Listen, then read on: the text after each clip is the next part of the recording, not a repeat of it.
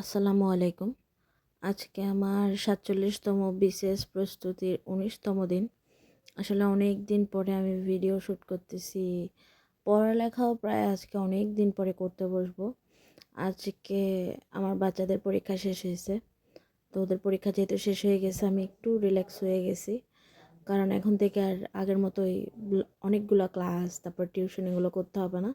Just স্কুলে যাব, result করব, স্কুলের অফিসিয়াল যে কাজগুলো আছে ওগুলো করব, এটাই, আর কিছু না। তো ফ্রি ছিলাম দেখে একটু নুডলস রান্না করলাম। ইদানিং এমন হয়েছে যে সকালবেলা যে আমি একা একা নাস্তা বানাই একটু নাস্তা খাইতাম, এই পরীক্ষার প্রেশারে সকালের নাস্তাটা পর্যন্ত খাওয়া হয়নি। তো নাস্তা খেয়ে দেখলাম যে আমার বই খাতা পুরো এলোমেলো হয়ে আছে। আসলে আমরা তিন বোন, আমাদের তিন বোনের বই খাতা একই বুক শেলফে থাকে, তো তিনজনের বই খাতা মিক্স হয়ে গেছে। এখন আমি পড়তে বসবো নাকি বই খুঁজবো, এর জন্য ভাবছি যে বুক শেলফটা গুছাই ফেলি। আসলে টাইম পাইনি দেখে এতদিন গুছাইতে পারিনি। আমার বইগুলো পুরো ধুলা ধুলা হয়ে গেছে, বুক শেলফের আয়নাটাও পুরো ধুলায় শেষ হয়ে যাচ্ছে। তো ভাবলাম যে এটা একটু পরিষ্কার করি, দেন পড়তে বসি। আজকে হচ্ছে 11 তারিখ, বাচ্চাদের পরীক্ষা শেষ হয়েছে 11 তারিখ। আমার অফিসিয়াল কাজও থাকবে প্রায় 20 তারিখের মতো। এরপরে যাও একটু ফ্রি হব, আবার 1 তারিখ থেকে শুরু হবে সব কিছু। তো এই কয়টা দিন আমার ভালো মতো কাজে লাগাইতে হবে আর কি। আশা করি কাজে লাগাইতে পারবো। তারপরেও কখন কি যে কাজ আসে সেটা তো বলা যায় না। তাও চেষ্টা থাকবে যে আমি এই যে কয়টা দিন আসি বাসায় একটু বেশি পড়ালেখা করি। হয়তো যেখানে 1-2 ঘন্টা পড়তে পারতাম সেখানে যেন অন্তত 4-5 ঘন্টা হইলেও পড়তে পারি। এর চেয়ে বেশিই পড়ার চেষ্টা করব, আমি কমপক্ষের কথা বলতেছি। তো এই তো এগুলো পুরো ধুলাগুলো ময়লা ধুলা জমে গেছে, যেগুলো পরিষ্কার করতে আমার অনেক কষ্ট হয়ে গেছে। আয়নাটা বিশেষ করে পুরো নষ্ট হয়ে গেছিলো। তো আর যেহেতু বিসিএসের সার্কুলার দিয়ে দিচ্ছে, আমার কাছে প্রায় 5 মাসের মতো সময় আছে।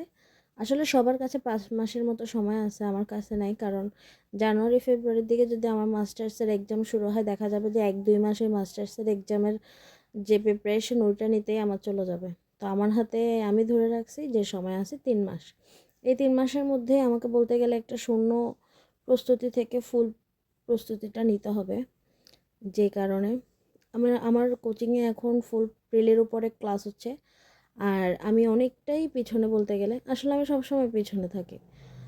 বাংলাদেশ বিষয়াবলীটা তো শেষ হয়েছিল, আন্তর্জাতিক বিষয়াবলী ধরছি, কিন্তু জাতিসংঘ আর বৈশ্বিক ইতিহাস পড়ে আর কোনো টপিক আমার পড়া হয়নি। তো আজকে বসছি এশিয়া মহাদেশের ক্লাসটা করার জন্য। ক্লাসটা করে আরও আমি নোট করছি। আমি আজকে এই ক্লাসগুলো করে, আসলে ক্লাসটা করলে সব বিষয়গুলো সোজা হয়ে যায়। ক্লাস করে নোট করে ফেলবো, দেন আমার প্রশ্ন ব্যাংক থেকে প্র্যাকটিস করে যখন আমার কোচিং থেকে পরীক্ষা নেবে আন্তর্জাতিক বিষয়াবলী, তখন পরীক্ষাটা দিয়ে ফেলবো। দেখি, আমি চেষ্টা করব যে ডিসেম্বর মাসটাতে, মানে প্রত্যেক বছর থাকে যে জানুয়ারিতে আমি নিউ প্ল্যান করি, জানুয়ারিতে এই করব সেই করব। আমার এখন মাথা, মানে প্ল্যান হচ্ছে যে ডিসেম্বর মাসটাকে যতদিন আছে ততদিন কাজে লাগানো যায় কিনা, এটাই। তো চেষ্টা করব আর কি।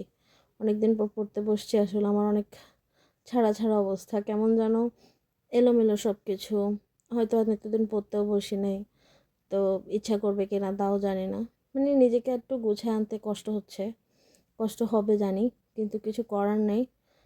আসলে সবার, অনেকে দেখে যায় 16 ঘন্টা 18 ঘন্টা পড়ালেখা করে, কিন্তু সবার জীবনের সাথে আমারটা মিলেও তো হবে না।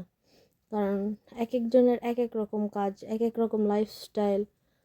তো এটাই আর কি। দেখা যায় অনেকের বই খাতা গোছানো থাকে, টেবিল গোছানো থাকে, কিন্তু আমার সব গোছায় নিয়ে পড়তে হয়।